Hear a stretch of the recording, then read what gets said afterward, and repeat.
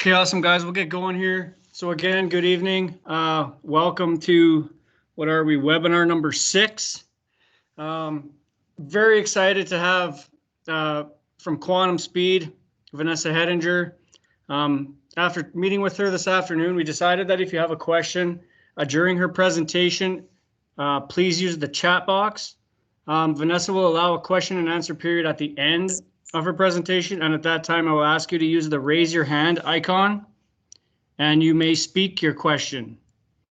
I guess we'll turn it over to Vanessa. I'm really excited to hear this, and I hope you guys have some great questions and take some great notes, because I know this is going to be very, very good and helpful for all of you. Well, thank you very much, Matt, and thank you everybody for being on this. I'm sure you couldn't be more busy right now with kids going back to school and your lives starting up again. So I appreciate you taking the time. And if you're watching this as a recording, excellent. I'd also like to introduce Marius Grandal. As we like to say, every successful team has a European import, and he's our Euro. So welcome, Marius. Thank you. Thank you. Marius came over the ocean from Norway about 6 years ago and did our apprenticeship program, which is a 200-hour apprenticeship, obviously, where you learn to deliver our programming. He also did an apprenticeship as a skate technician in our partner store called Professional Skate Service, Edmonton. And so I asked Marius to be here today because Marius is a huge gearhead. Like, he's good looking and stuff, but like his highlight is really his gearhead ability. So we really, anything that comes down to the brand new technology and profiling and sharpening and everything and anything you've ever wanted to know about current skates, Marius will be able to help you guys out. So what I'll be focusing on at the beginning of the session here is I'm going to be talking about skate fit for performance. So what I do is I work with athletes, but I also work with coaches and with national sport organizations. So I've worked with Hockey Canada, Ringette Canada, and Skate Canada, and really I'm trying to bring all of them together to share knowledge and share abilities. And so through the facilitation of working with coaches, we've really seen that skate fit is something that comes up again and again, and it's really not identified in any of the NCCP coach training, which is interesting because it's actually equipment is a section, and we'll go into that in a minute. Just hold for a minute.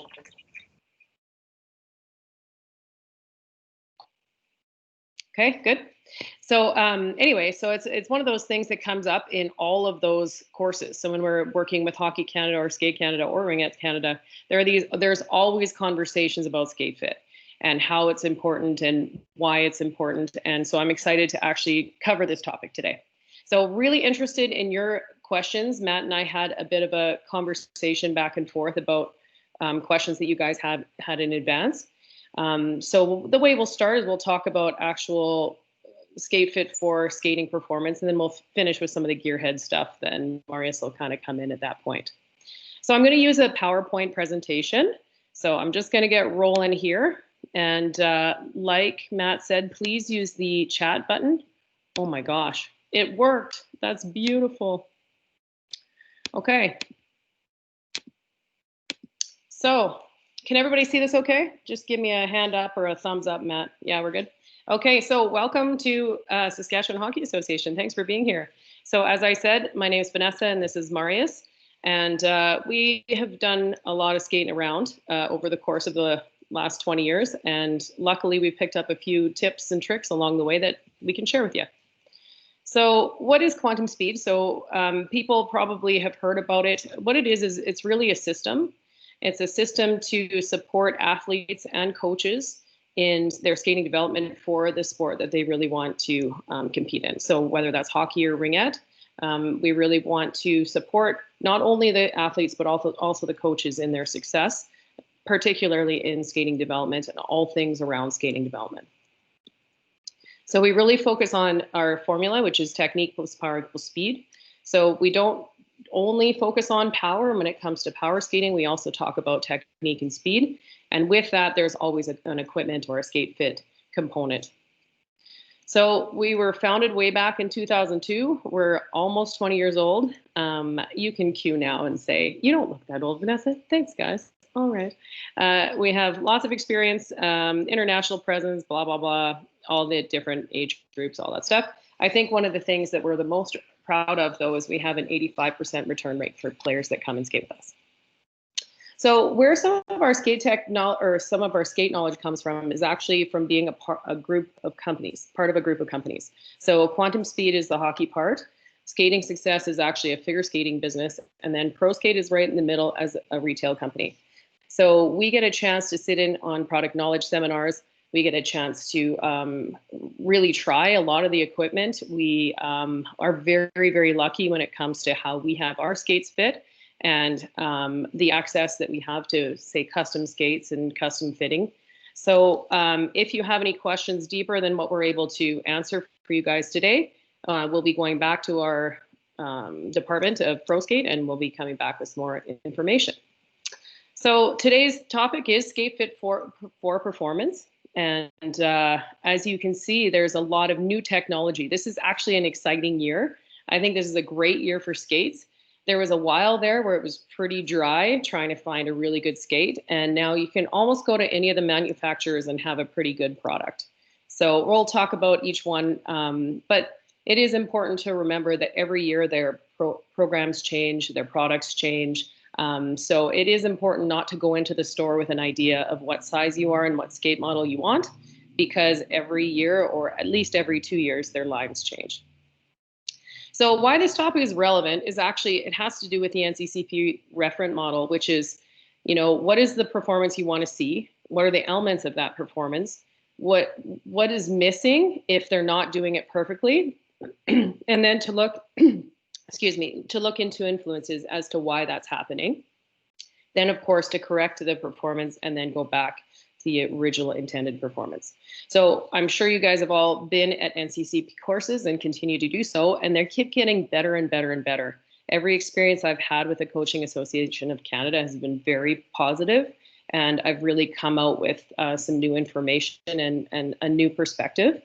And one of my latest perspectives came from this particular model. So I was really thrilled to see that they included equipment in that potential influences. So we tend to talk about technique, we tend to talk about tactics, even biomechanics. It used to be that wasn't a thing. Now everybody's kind of talking biomechanics, which is very, very positive. Of course, we have to identify athletic ability, but now, just lately, we've started to talk about the environment and us being responsible as coaches for their environment and equipment. So I think those are two areas where we can continue to get better and better. So SkateFit is a significant influencer on skating performance and must be considered as a corrective strategy. So today we'll discuss how SkateFit impacts skating performance, how blade alignment, blade profiling, and skate sharpening can influence skating performance, and a little bit on what's new in skate technology. Oh, and we'll do a Q&A. So if you're into that, just put your hand up. Do you know how to do that? Push that button. Push that hand. Yeah, okay. Do we see a couple hands? People into it? Nice. Okay. So here we go. We're all coaches, right? How many times have you said this to your players? Bend your knees, right? Just bend your knees. Why don't you just bend your knees? My dad was absolutely famous for this. Like, Vanessa, just bend your knees. Like, thanks, Pops. You know what? The best thing I ever did was one Christmas, I bought him a pair of skates. That was awesome. He stopped saying that kind of stuff to me. But what are we really saying when we're saying to a player, bend your knees? So this is what we want to see. The guy on the right, that's the type of skating stride that you want to be able to see. You want to see those proper angles, head to foot as a straight line, and you want to see hip, knee, and ankle bend. The guy on the left is not very uncommon. That's a very common skating style, and it's a very common way of bending his knees, because actually, if you look carefully, he is bending his knees. So if he's bending his knees and he's bending in his hip, if he's not looking like the guy on his right, yeah, of course there's technique involved. Of course there's understanding and athletic ability, but why don't we consider the skate? Why isn't there any bend at the ankle? Because knee bend actually begins at the ankle. So one of the things we say at Quantum Speed is we always say load your legs. We don't say bend your knees. We say load your legs because loading actually begins at your ankle. So you can also see in the guy on the right, Sean, that you can see that there's a space between his tendon guard and his calf muscle. And that tells you that he's actually applying pressure to the tongue of his boot and he's actually getting his weight forward onto the ball of his foot. So when we talk to a player now, let's get away from just bend your knees. Let's really get specific. And how do you bend your knees? How do you load your legs? And look and make sure that it's beginning at their ankle. So we see the error, right? Maybe not this dude. He's not doing all of these errors, but you've seen these errors before, right? You've seen a player bent over at the waist. You've seen a player with a short stride. You've seen a player fall over all the time. You've seen that heel kick, right? So there's a lot of corrective strategies. Like there's a million things you could do to go about correcting this. I mean, hey, that's why I still have a job, right? But there's load your legs. We just talked about that. The understanding that the best skaters in the world can actually hold 100% of their weight on one leg at 90-degree knee bend, which is not a normal thing to do. You don't do it at any other place or any other sport, especially when you're in rotation. That's like insane. So just that understanding and the understanding that that's what you're trying to build. And of course, building strength and understanding. But there are a lot of influences. There's strength, understanding, athletic ability, but also skate fit. And skate fit is so key when it comes to loading your legs. So we're going to address skate fit right now. But when you watch this video, this is a video of a little guy. He's not that little, actually. He's probably 16, 17. But he's loading his legs here, and you can see that he's bending his ankle. So he's got that space between the tendon guard and his calf muscle. He's bending his knees. Now he's at 90-degree knee bend, which is beautiful. And he's got a straight line from his glute all the way up through his head, eyes up, right? Oh, I should say that too. So the other thing is keeping your head up. A lot of people are always keep your head up, keep your head up, keep your head up. If you actually watch, I'll start this again here. If you actually watch, when he bends his ankles, so he pushes his knees forward over his toes right here, his head actually goes up. So instead of focusing on the eye position first, focus down on the ankle position first. Again, really focused on skate fit. Okay. So far so good. I want to show you one more thing, and it's a trick that he's doing down at ankle level. And 10 points for one person, whoever's first, who can tell us by chat box. What does he do with his skates that allows him to get more ankle movement and more forward bend so that his knees actually bend forward over his toes? There's something different about his skates, something that he's doing that allows him to bend because, can you see my cursor, Matt? Yeah? Okay, so the kick point of your skate is actually here. So that means that's actually where the flex happens. So it used to be that skates were actually built on a last and with leather, right? And they were built in 5 pieces. There was one in the back, one in the side, there's one right here, and then the same on the other side. So those 5 pieces actually all came together where the ankle bend, right? So the ankle doesn't bend way up here. Like a lot of people skip the top eyelet, but it depends on your skate model. But for this particular guy's skate model, do you see what he's doing? I can't see the chat box, Matt. Did anybody reply? Come on, guys. This is like, I can see that you're online. I know this one, Vanessa. I know this one. I know Marius knows it. Okay, well, I'll give you the answer. And I'm going to stop sharing this for a second here. So, okay. Can you guys see me again? Yeah, fully? All right, so here's the answer. So these, okay, see it? I'm skipping the third eyelet on both sides on both skates. Okay, so what that allows is for forward flexion right here. So it's really easy to bend so that you've got that angle right at the right at your ankle joint. So it allows for some bend at the ankle joint. Marius, did I say the right thing? Kick point isn't the right thing. That's about a stick. It's a flex point. Flex point. Thank you. As soon as I said it, I was like, something doesn't sound right there. We're talking about snipe. Yeah. No, the flex point. Thank you. Now, that's a great trick. And it works for these skates, for example, because they're a pretty high high lace boot.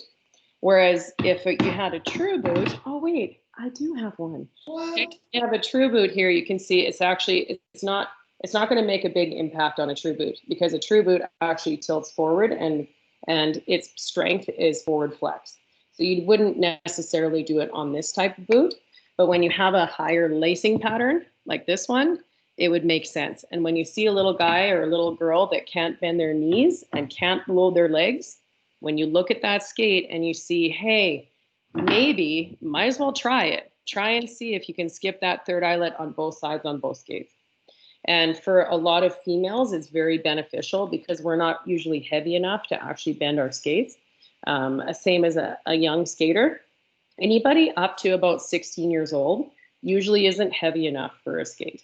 A really high-end boot is actually built for like a 180-pound man. That's not me. And that's not a lot of the skaters that we're working with, right? So this trick is absolutely awesome. It's absolutely awesome. And remember, that's because of where the flex point is. So now you can use your critical thinking skills. Thank you, NCCP.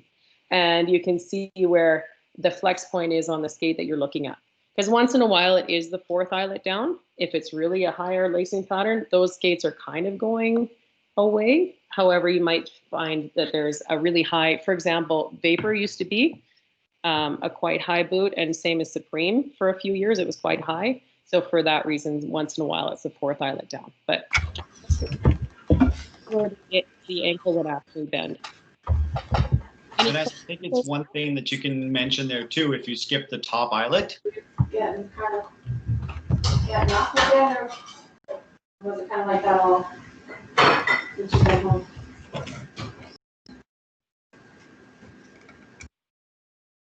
Good, good. It's like this. Okay, Mario, sorry, bud. No, I think it's one thing you can mention too, if you skip the top eyelet, like for a lot of these young skaters, when you take this top eyelet off, it will become a lot of wobbling when they're skating because you're taking away some of that side to side stability, that support around their ankle.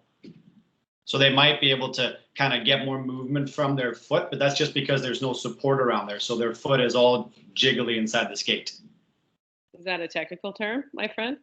That's it's in the manual, in the skate tech technician manual. Is one of the first one you learn. Jiggly and yeah. We'll leave it at that. Perfect. Okay, back to the PowerPoint. Okay, so we've seen Roscoe here. We watched him. Excellent. Now, so skate fit. So there's three real factors when it comes to high performance skate fit. So there's the length of the boot, the width of the boot, and the depth of the boot. Okay, so length, width, and depth. And all of them have different benefits and drawbacks. So like I said, this is just a quick review. Knee bend actually begins at the ankles.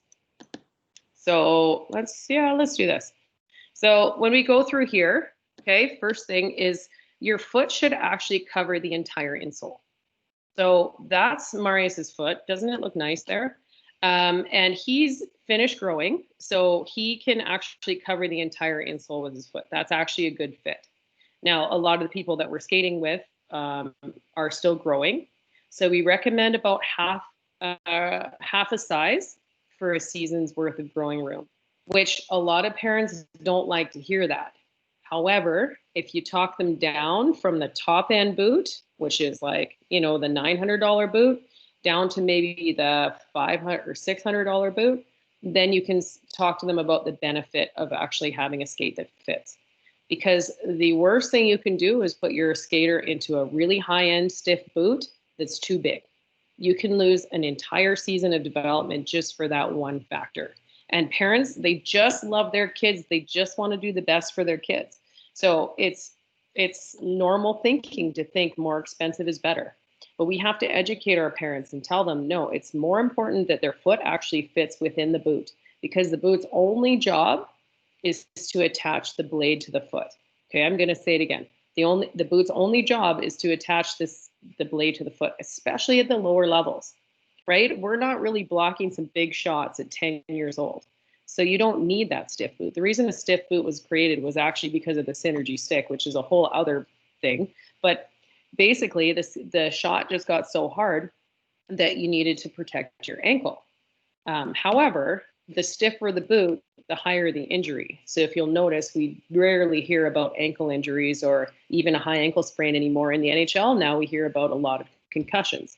A lot of that is due to stiffness of boot, but that's just the way it is. There are also benefits of stiffness of boot for sure, which is first step, acceleration, and transition skating. However, at younger age groups, what we're really trying to get them to do is to bend their knees. So if that's the focus, if we're teaching them how to load their legs and bend their ankles, then we can build foot speed on top of that. But if our skater never understands how to lower their center of gravity, then no stiff boot is going to help them. So when we look at the fit, how your foot actually sits within the boot is very important. So this one talks about the length of the boot. This one now is more about the depth of the boot. Okay, and what you see on the top is that the ankle and the foot actually fills the boot. Whereas this one, the ankle is quite narrow compared to the boot, which would tell you that these sides are going to cross over in front.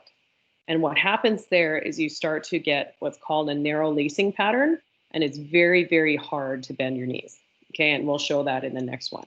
So this is a great lacing pattern where it keeps basically one side of the boot up one side of the foot, and the other side of the boot goes straight up the other side of the foot.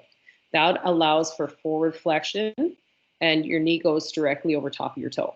The one up top is exactly what happens when Marius actually laces up his skate. So because it doesn't fit properly, when he laces it up, his lacing pattern actually gets very narrow.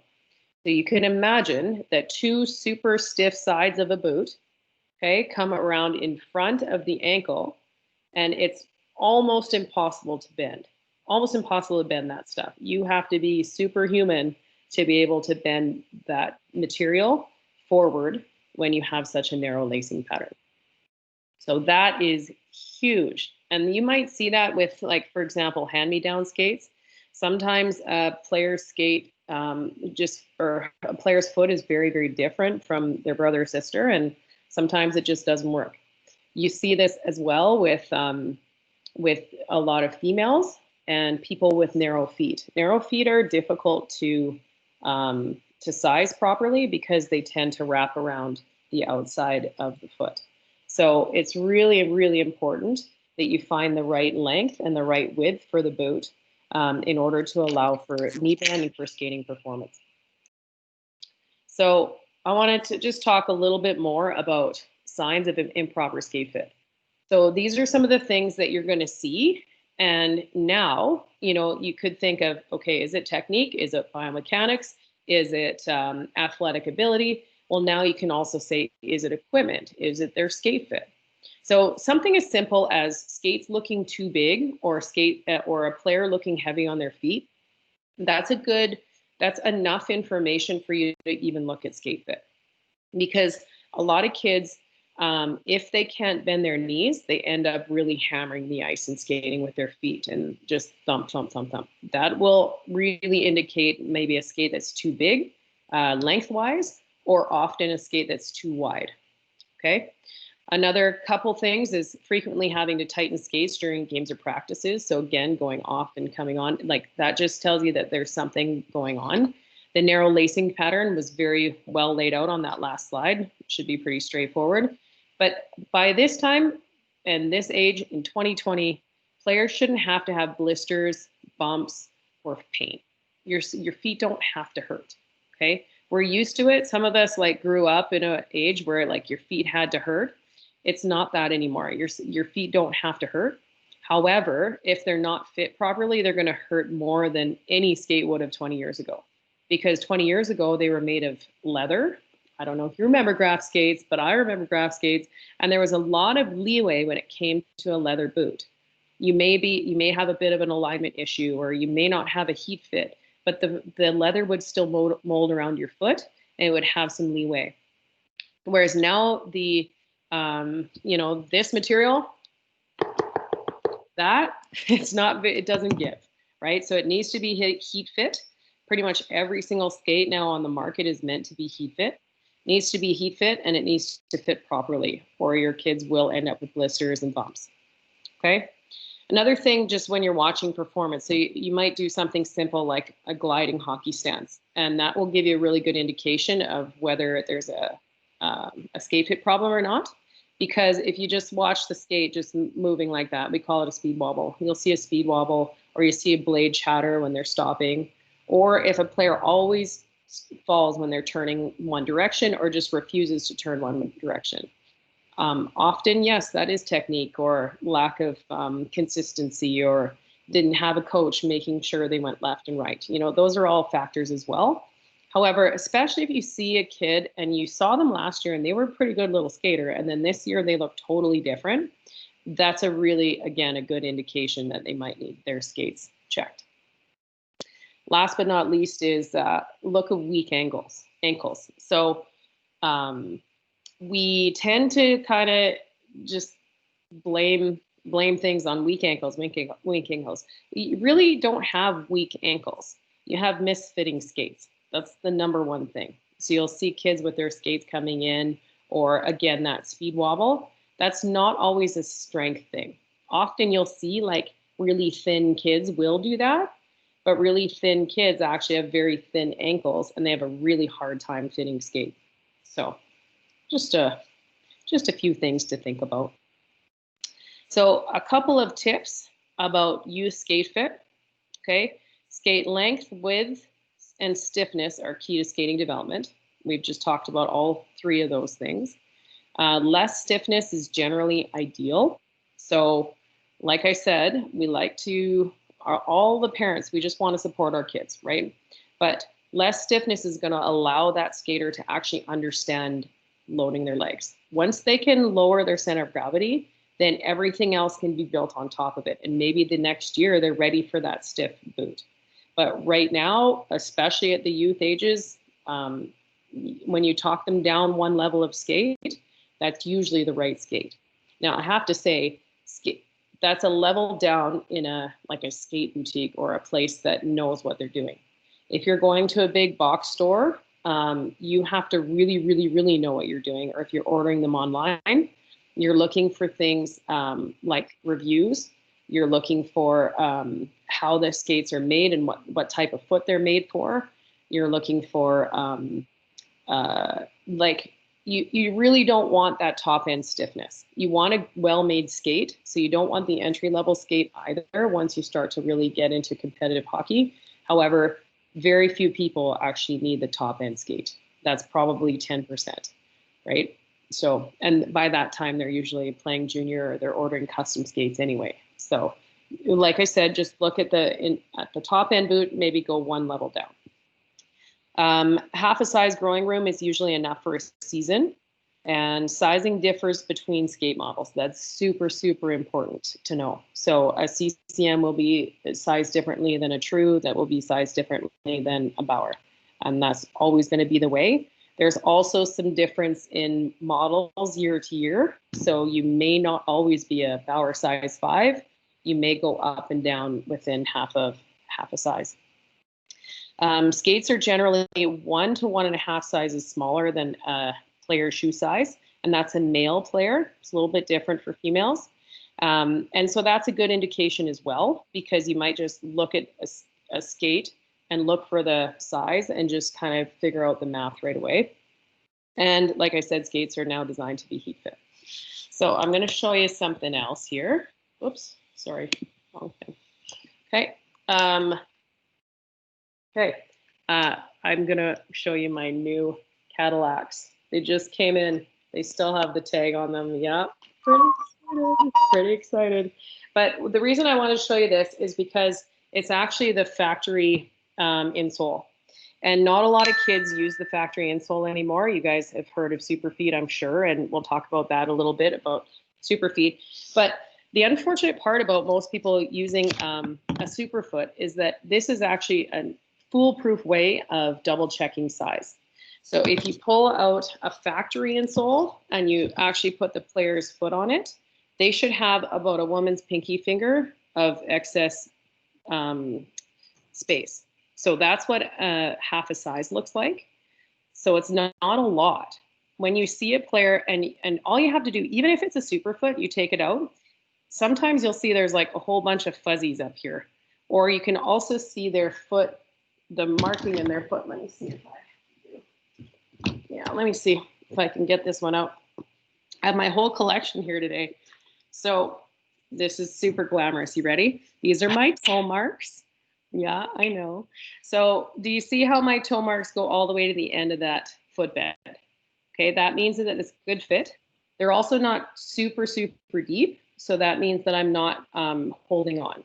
So if you take out the insole of a player's skate, and it could be a super foot or a factory or whatever, if you see that there's actually like fuzzies here or their toe mark is way down here, that happens all the time.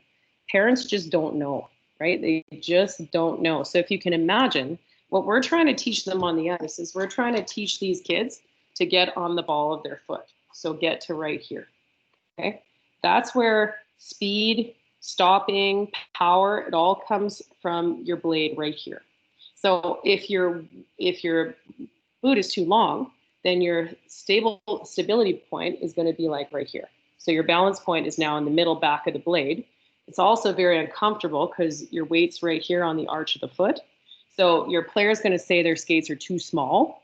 Young kids will always say that their skates are too small because they feel too small because the ball of their foot is actually sitting at the arch. Okay. You'll also notice a lot of wobbling. You'll notice they have a really hard time stopping, and they almost always have a heel kick. So at the end of your stride, the hardest thing to do is to finish, well, I shouldn't say the hardest thing to do. A very challenging part of skating is to get to full extension and to finish full extension. And one of the reasons it's such a challenge is because it's the longest lever that you have is your leg, and it's as far away from you as you can get it.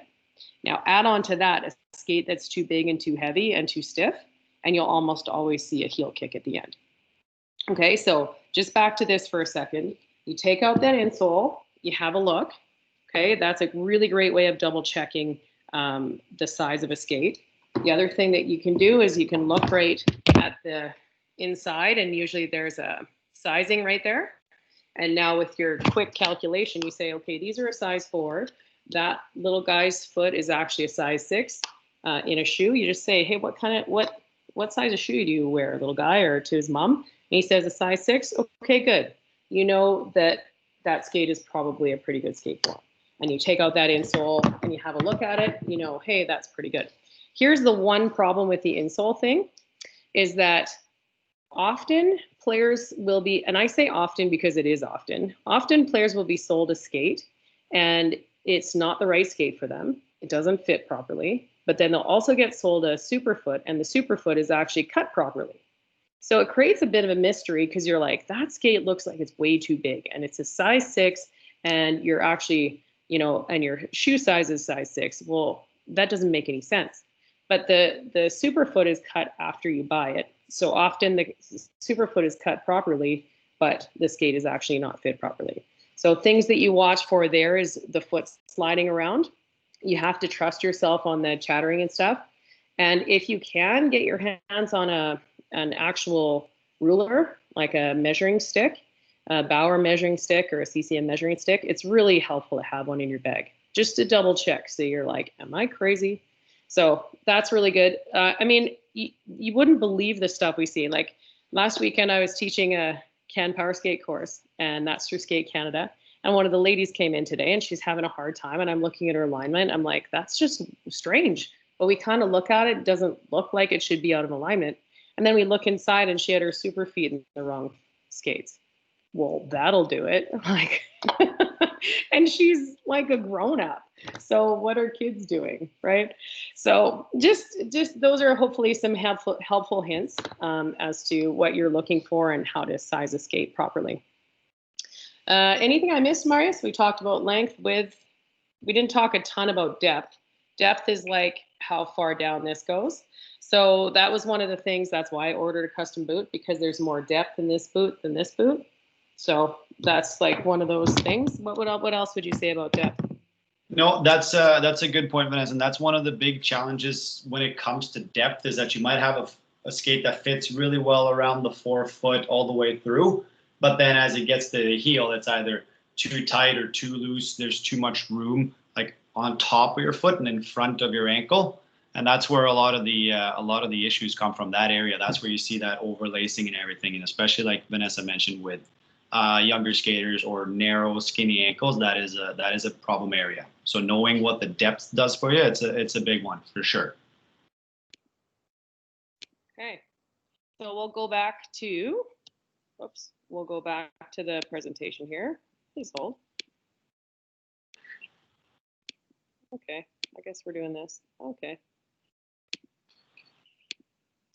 Okay, so we've talked about you skate fit. Now we'll talk a little bit about fitting the female foot. Now, I kind of characterize female feet this way, but it also is for narrow foot, which is quite common for some young men as well. So female feet are generally more narrow. Female feet generally stop growing about 12 to 13 years old. And that makes a big difference. The other thing about females is that we generally stay in a junior skate. We don't usually jump to an adult skate. That's not always true, but that's often true.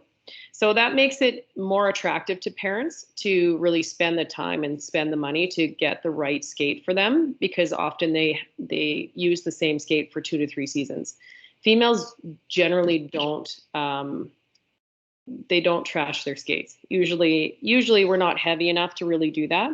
So we're able to get 2 or 3 seasons out of a boot.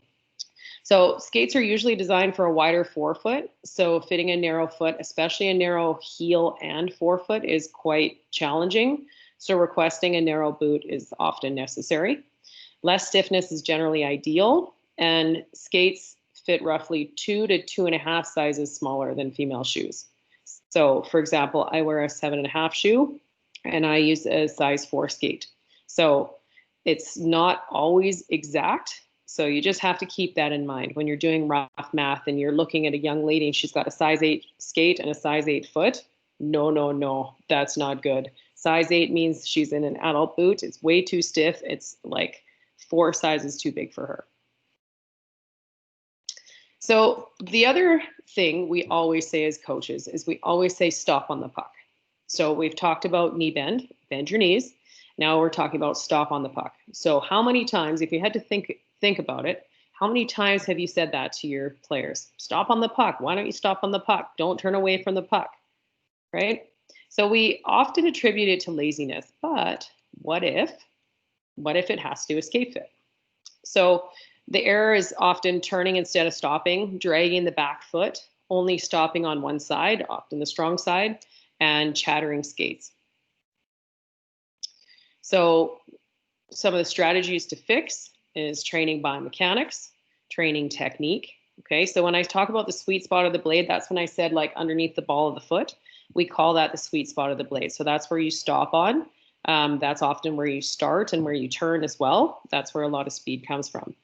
Training biomechanics, sequence of body rotation, what that means is you turn your head and your stick first, and also utilize weighting and unweighting, which is down, up, and down as you teach a stop. So some of the potential influences are strength, technique, but also, of course, skate fit, blade alignment, blade profiling, and sharpening. So there's another level of stuff that we're going to talk about here. So we can talk through addressing skate fit, blade alignment, and profile and sharpening. So blade alignment. If you haven't heard of blade alignment, I often hesitate in talking about it because it isn't offered everywhere. But the reason I'm talking to you guys about it is because you can recognize it, you might be able to fix it, or at worst, you could even return a skate, for example, or bring it back to where you bought it and discuss it with them. Because once you see it, you can't not see it. And you'll start to notice, sometimes it's way more a big deal than others. It depends kind of what level you're at, but at least having the awareness around it, you can start to develop an eye for it. So blade alignment means mounting and positioning the blade so that the center of gravity is directly over top of the blade. Okay, why is it important? Ideally, it would take a player 0 effort to glide in a straight line with their joints aligned. Okay, now think of why that's important. I mean, it's like if you have to think every single time you're just gliding of keeping your toes and heels in alignment and your hip all the way down through your toe in alignment. If you have to think to do that, How are you going to do an inside stage 1 start? How are you going to do a transition turn? How are you going to teach somebody lateral skating or crossing over if they can't even just glide in a straight line with no effort, right? So you'd think that that would be like a starting point, but the skate assembly and lasting process is often inconsistent. So sometimes like skates will just come with the blade on crooked, and that's just what it is. Or sometimes when a boot is put together, it's put together slightly crooked, and that's not abnormal. It's quite normal. Also, in addition to just the boot, biomechanically, we're all different. So you might have a leg length discrepancy, or you might pronate or supinate, or you might have had an injury. We always recommend to our high-end clients that they get a blade alignment after an injury. So pronating or knock-kneed people tend to roll to the inside edges, and if you supinate or are bow-legged, you tend to roll to the outside edges. The other thing is the benefit of injury prevention. So again, if you think of those blades just gliding in a straight line and you gliding in a straight line, that's putting zero pressure on your joints. But if your knee is coming in this way and your hip's going out that way, and then we're asking you to go on an outside edge, it's going to put a ton of pressure on a joint. And we don't want that. We want to take away any type of pressure on a joint. We want to allow you to skate longer and faster and have a longer career and make more money and buy us more coffee. So it becomes a big deal when you go from a Pinto to a Porsche, right? At the younger age groups, it's an awareness, and aligning the boot aligning the blade, directly on the boot, centered on the boot, is enough. As long as they can glide and they can, you don't have to align a blade to a young player, because players at that 6, 8, 10, 12 years old, they also have to teach themselves to align their body. So it's not just all the blade. However, as you start to get faster and faster and faster, it becomes more and more of a big deal. So that little speed wobble, that doesn't matter in your Toyota Camry when you're going 45 kilometers an hour, won't bug you. But you start to rev that Camry up and it can't take it anymore, right? So the Porsche, when you get your wheels aligned, when you get your car balanced, it's the same concept with a blade alignment. So here's our Marius model again. Nice job, looking good. So you can see on the left, that's a blade alignment. Now, what you want to watch for is you're not looking here. You're not looking at his at the tongues of the boots. You're not looking at the laces of the boots. You're actually looking at the steel all the way up through the joint. Okay, so you're looking there and you're looking there. So this would be considered pronation. This would be considered supination, and he's obviously doing that on purpose. But you'll start to see it on the ice. Now, some kids just don't do up their skates tight enough, so you just tighten them up, like if they look like this. But when you start to notice that a skater is kind of falling out, or they're tracking, like, I don't know if the term tracking makes sense to you, but if you imagine that your skates are on railroad tracks and you're just gliding straight along, you're tracking straight. And then if you notice that a blade starts to move away from that person, and it's a consistent moves away from that person, that's where you start to notice blade alignment. So I just wanted to exit out here one more time, and I want to show you with my boots. Okay, so if I show you here, which one should I show you? Yeah, so I'll show you with this one. So you can see here that there's a few things that were doctored in these skates. So I've got heel lifts, which allows me to tilt forward a little bit more so I get more weight on the ball of the foot. But there's also a little bit of squaring material on the back outside part of my boot. And actually, I should show you this way. And so that allows this blade to go straight and square down the heel of my boot. Okay. So each time I get a new pair of skates, I always get my skates aligned. And it's not a huge process. It's just standing and making sure that all the joints are aligned. There's different concepts, and you guys might have different experiences. So there are some places that only align the blade right to the boot. They don't have you put this skate on, and they don't believe in that. And that's fine. That's better than nothing, because sometimes, like, you'll literally now look at a boot and you'll see the plastic on completely crooked. But what you do is you take off this whole thing, You take off the rivets and everything, take it off, straighten, square it to the boot, and then put it back on. The pro skate, who we work with, they align it to the body. So I would stand in this, and that's a different concept. It's not right for everybody. You don't have to do it. What it is just building your awareness that your skates don't always come perfect. They're not always perfect, and they're not always gliding straight and square. And when you see somebody, especially you see one of your players that you've had over the course of a few years, and you see that something's significantly different, and you know that they're still the same person, maybe they've grown a bit, there's always growth and development, or maybe something else has changed, they've learned some new techniques or something. However, if they really look that different and they're not that consistent skater that you used to know, chances are there's something going on with their skates. Marius, are you ready, man? Yeah, absolutely. Absolutely. Okay, I'm gonna pass it over to Marius here. And what he's gonna talk about is he's now going to talk about technology, skate technology in 2020. Yeah. So obviously our skates don't look like they used to back. Those are even before my day. Those ones, maybe even before yours, Vanessa. The ones on the left there. But there's always new things coming in with skates. And the one thing that I'm sure you guys have noticed is Vanessa mentioned the stiffness and those kinds of things. But one thing that's really cool is the new top end CCM skates are actually one piece. So there's one piece of carbon fiber. The whole thing is made out of this piece. There's not like the back panel on the side and then the bottom and everything is glued and stitched together. These actually come in one big chunk. And then what you get is you get a more direct energy transfer from the skate through to the bottom. And you'll start to see that more and more, that there's less pieces put together on skates. So that's like the newest thing that's come out in the last couple of years. I think you need to click it. There we go. So the really cool thing is how this changes the fit. So a lot of you might have known the old way of fitting skates, like you have a C width that it's narrow and the D width is a little bit wider, and the double E is like the wide fitting boot. Now with the CCM skate, their brand, they still follow that. So C is like their narrow and D is a standard, double E is like a very wide looking skate. With Bauer, on the other hand, where I'll start, is they've changed that this year.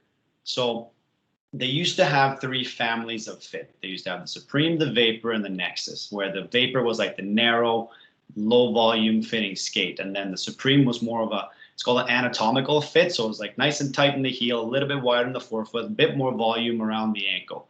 And then their Nexus was big and wide, a lot of volume, a lot of width, and that would fit the bigger and call it meatier foot. But what they've done now is they've actually taken the Nexus out of the equation, and the same with the CD and double E system and scaling. So what they call it now is a Fit 1, Fit 2, and Fit 3. And that's what you see on that blue picture on the side there. So what's happened is that they actually started making skate models designed to complement the player's skating style. So if you go for a Bauer skate now with their new system, you're actually fitting how you skate. What's your technique? What's your forte, right? So the Supreme and the Vapor are still their two models, but they've designed it in a way that the Vapor is designed to be their skate for a player that's recognizing himself as a quickness or agility kind of skater. And then with the Supreme, the build is more towards the powerful, long stride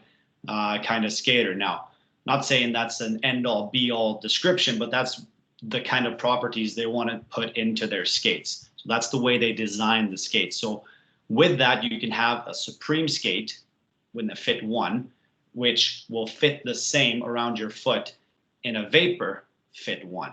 And stop me if this doesn't make sense, Vanessa, if I'm going over this too quick.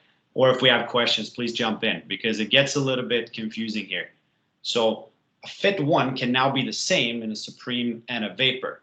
There will be minor differences simply because of the design and the properties of the skate, but the width and the depth of the skate will be very similar. Same with Fit 2 and Fit 3. So if you start with Fit 1, that's their narrowest, lowest volume fit, and then 2, a little bit wider, a little bit deeper, and then 3 is what's kind of towards that double E width and depth of skates. Now, keep in mind that this is only for Bauer skates. It's not for CCM. CCM are still by their 3 families of fit. So if you look at that other picture there, you have the super tack model. It's called the AS3 is the top one this year. Their tax family. That's what Vanessa skates in. It has a kind of like the Supreme, an anatomical fit. So it has a very nice tight heel lock in it, but then it widens out a little bit more in the front foot. It's like a medium width is what they call it.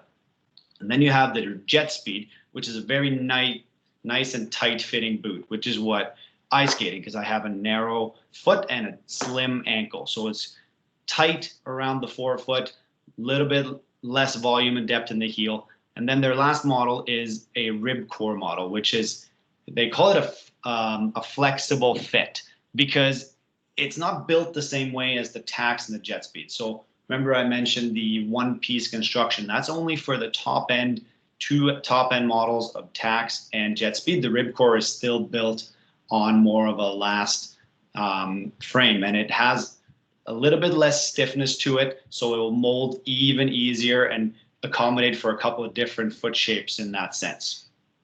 So that's the 2 like big brands that we know of. And also True, which is built in a completely different way. They started with building only custom skates, and a lot of their design comes from speed skating, is where they take a lot of their how do I put this? A lot of their inspiration, so to speak. So Scott Van Horn, that started making them, comes from that speed skating realm. And this year they actually made 2 models of stock boots, which fits very differently. Their theory is a little bit different than the other skates. It has more wrap around. It has more of a lean forward. And if you just look at the construction of it, you saw it when Vanessa was holding it up, it looks very different as well. So those are the 3 biggest brands that you will find on the shelf these days if you go to a skate shop. That was a lot of information there. I know. Hey, Matt, are we okay to keep going? Because we got more.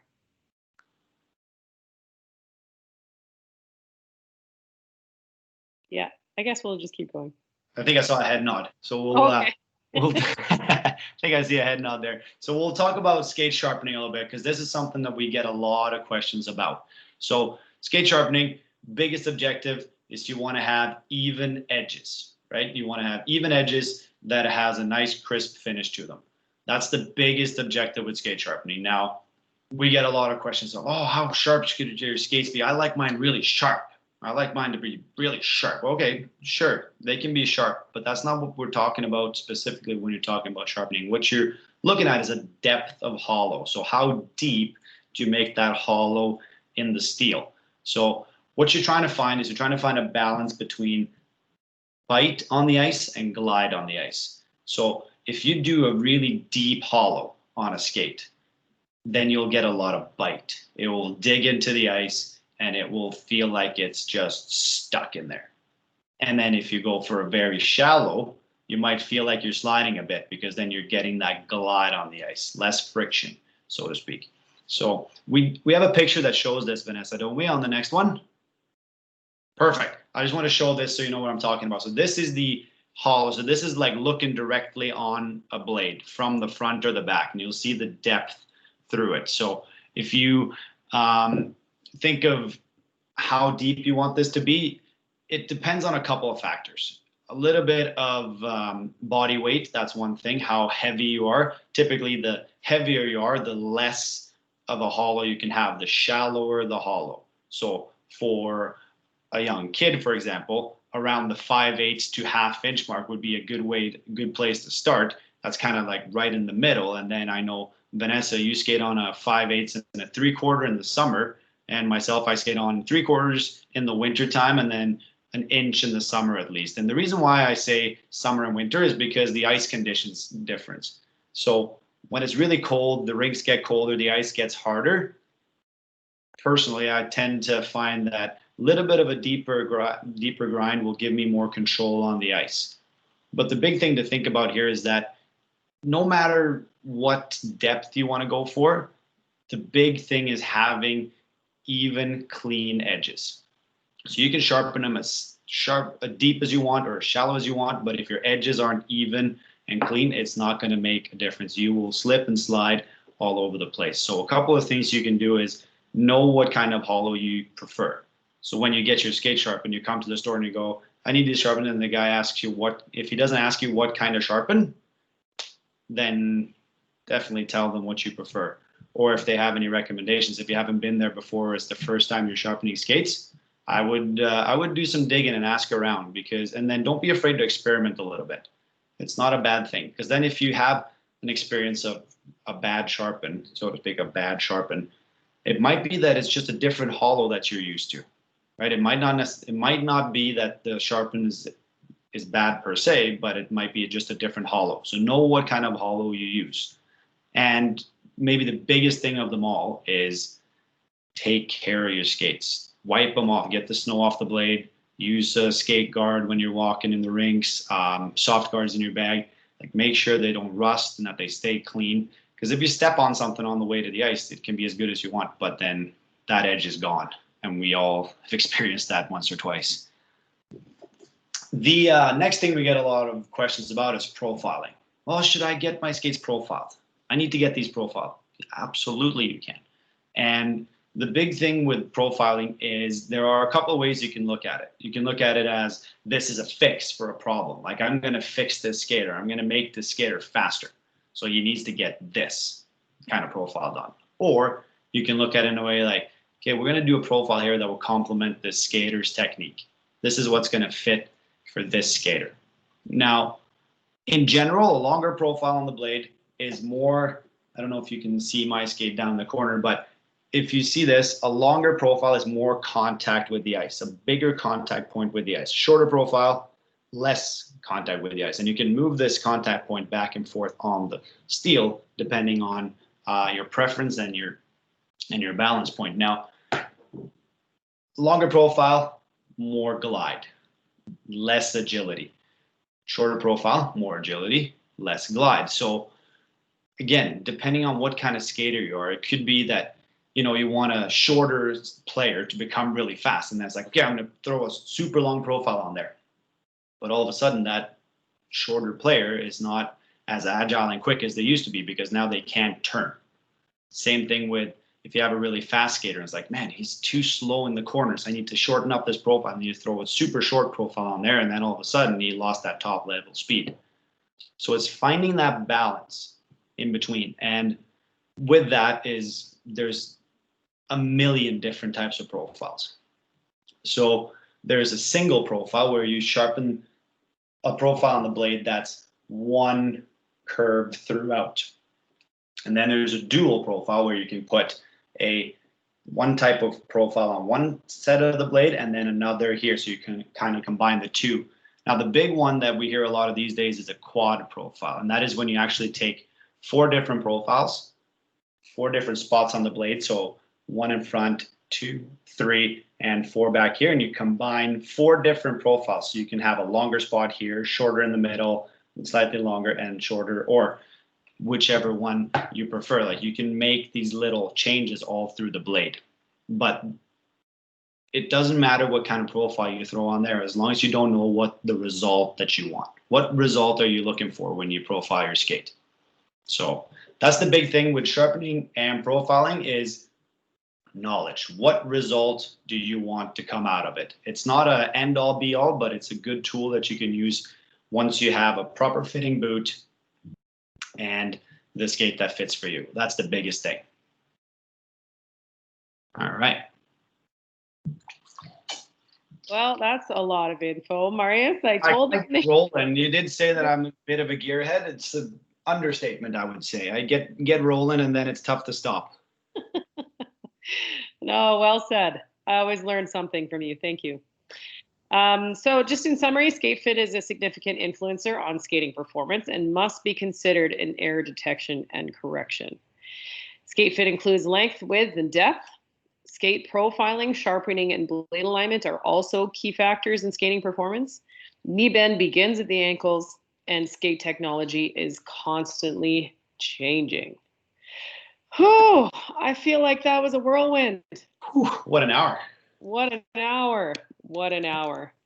So here's our contact info, you guys. So if you don't ask a question live right now, feel free to email us or send or give us a call anytime. I'm happy to chat. But I think we'll go to the Q&A, if you don't mind, Matt. Yeah, I think there's a, Shelley had written a question, but I think I would like her to speak it if she doesn't mind. So I don't screw it up and I know what she's talking about. So Shelley, if you want to just speak your question that you wrote in the chat box, Vanessa and or Marius will be happy to answer it.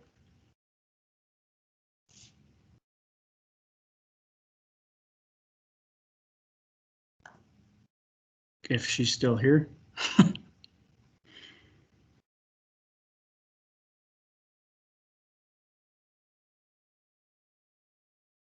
Can you see the question, Vanessa, in the chat box?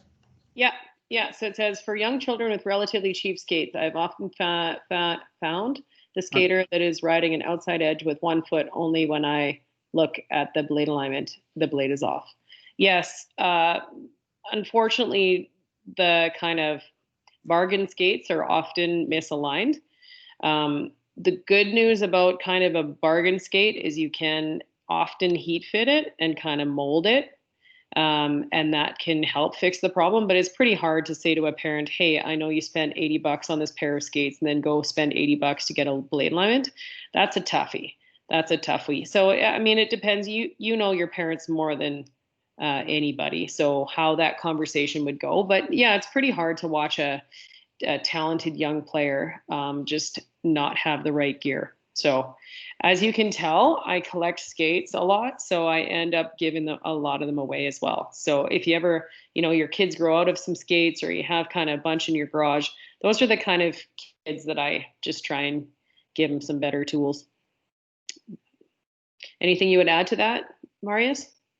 I think that's a big one. Absolutely. And for, I'll say this take this with a grain of salt, but for the younger skaters, the biggest thing in my mind is the fit of the skate. Yes, a lot of times there's a lot of work to be done on an alignment, then absolutely, but make sure that the boot fits properly. An alignment can be great, but if the boot doesn't fit, it doesn't fix all the problems, so to speak. So skate fit and then alignment.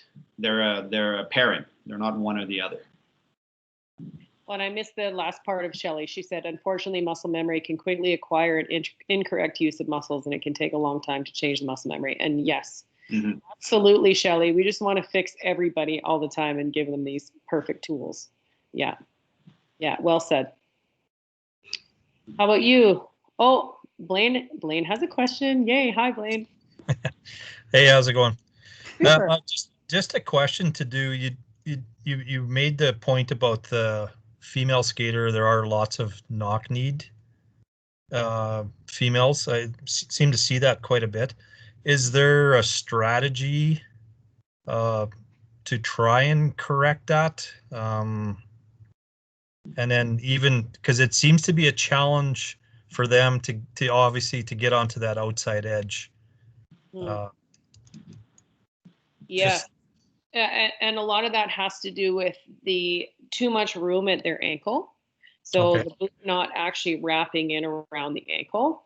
So honestly, sometimes it's that they're not tying their skates tight enough. Like, do your girls tie them themselves or do their parents tie them? Well, I guess it's not a team that I coach, but it's girls that I've seen at our midget or bantam levels, and you see that, and I've often been curious as to how we might rectify that. So for sure, we'll probably give you 4 different things, but here's the first thing. So this is a real trick when it comes to tying skates, and especially for young ladies or young kids when they're learning, is double loop it like this, and then pull it, and then winch it. And when you winch it, you can get it a lot tighter. And then also it'll stay tighter. So that's a good one because little kids and young people just have a hard time getting them tight. Skipping a third eyelet with your young ladies would actually be really impactful as well. It's good. I have rarely seen a female that hasn't benefited from this. And what happens with this is they learn to bend forward instead of bending in. So Okay. the stiffness of boot just pushes people in. So when you don't have the strength to bend it forward, you just end up in, and then it looks knock-kneed. So the first two things for sure is the tightness of the what's it called again? Lacing. Thank you. The tightness of the lacing. But the second thing is skipping that eyelet. I think you'll see some huge benefits with your young ladies. Okay. Thank you. Yeah. Anything else, Marius, that you'd say there? I always say this, and it's a personal preference with like a lot of things. But if you see them go tongues out, creating a lot of room around their ankle for themselves. So a lot of the times if they put their shin pad over top of the tongue, this actually fills up volume inside the boot here and hugs it nicer and tighter around their ankles. So they can actually get it tighter and get more support out of that skate. So that's one that's often helps a lot, but it might take some persuasion to get them to try it. But it makes a big difference. Doesn't look as cool as the tongues out. So exactly. But then when you feel the difference, it's like, oh, this is actually pretty cool. Yeah. Okay, right on. That's great. Yeah. Thanks, Blaine. Good to see you. Yeah, you too. That's a great presentation. Thank you. Thank you. I'm glad it worked out well. Anybody else have one? Marius, just the other thing, I was really curious about that quad profiling. Yes.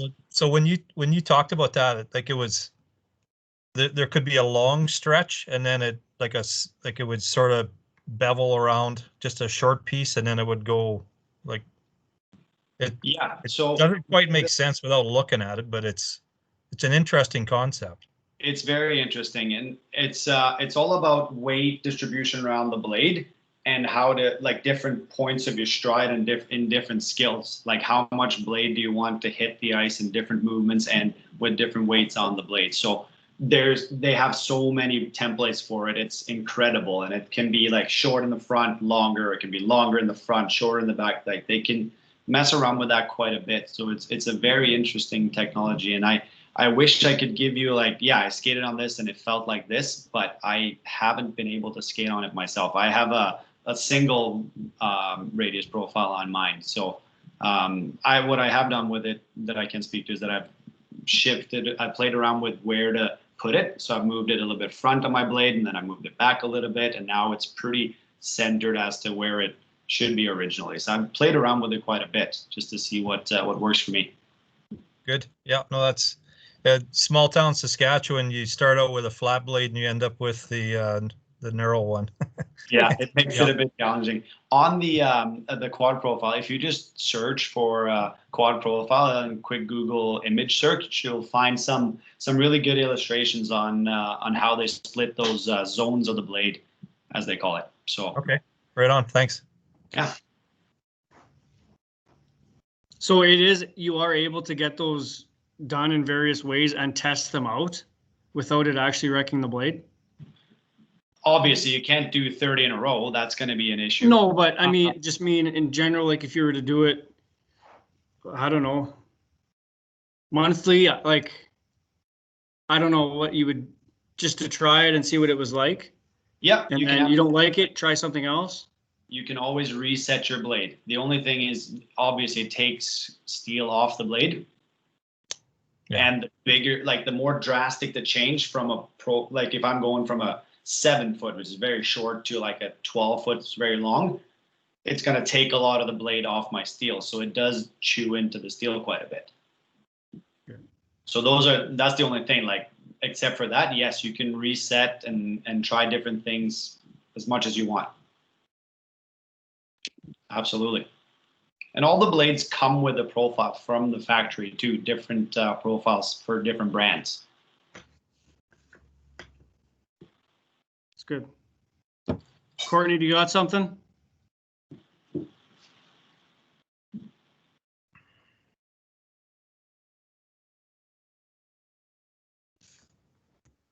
Hi there. I got a kid. My kid is actually, I just put a radius on there about 10 and a half, depending on which skate he wears that day. But he's really good at backward skating. But he struggles on the forward skating. Would that be something that a dual would work better for?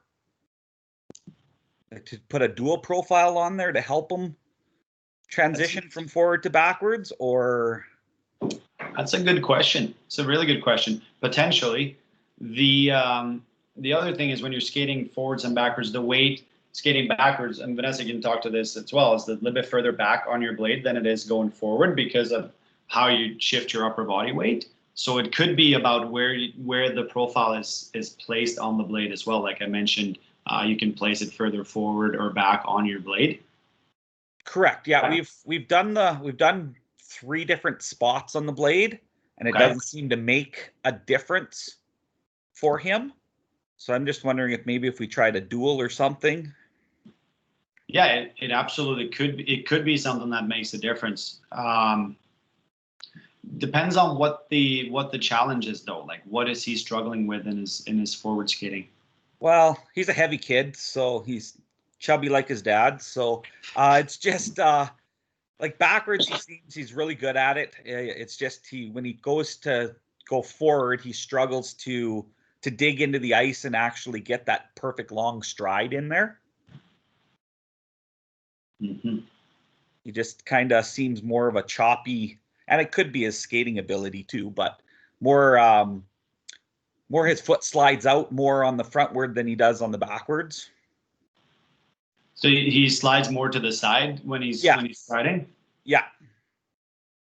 It sounds to me, and I'm saying this just based on what you're saying, it sounds like it's more of an alignment thing than it is a profile thing. If he's sliding out to the sides. Okay. So what I'm thinking is when you're skating forwards, you want to recover, like you saw in the picture, with a straight line from your knee through the ankle down through the foot. If he's skating forward and he's either dropping to an inside edge or even turning his toe to the outside, this foot will turn, and then he'll have to put his other foot down faster. So then he won't get the benefit of the glide in between his strides, and then as such, the top speed doesn't build as much. Like he's working really hard, but he's not getting all the speed that he could be getting if you got that glide recovering underneath his body with that on the flat of the blade where both the inside and the outside edge is touching the ice at the same time. Do you have any other thoughts there, Vanessa? Yeah, I was going to say he could also try the eyelet thing. Yeah, and it doesn't like fix everything. But the reason I say it is because if he's not able to load forward, like it kind of sounds to me like his weight sits on the middle back of the blade. So then when he goes to skate forward, he's got to shift his center of gravity forward. And so that of course happens at the ankle first. So if he's able to go from here, like the tongue of his boot would be like sitting here going backwards. And then you actually want to get that tongue out forward, going forward. So that might be it. He might not be able to really bend his boot. Or another teaching cue is just to say, push your shin forward into the tongue of your boot, or push your shin pad forward into the tongue of your boot. And you might find that he just isn't really pressing forward into the tongue of his boot. So a couple of things to try. Yeah. Thank you. You're welcome.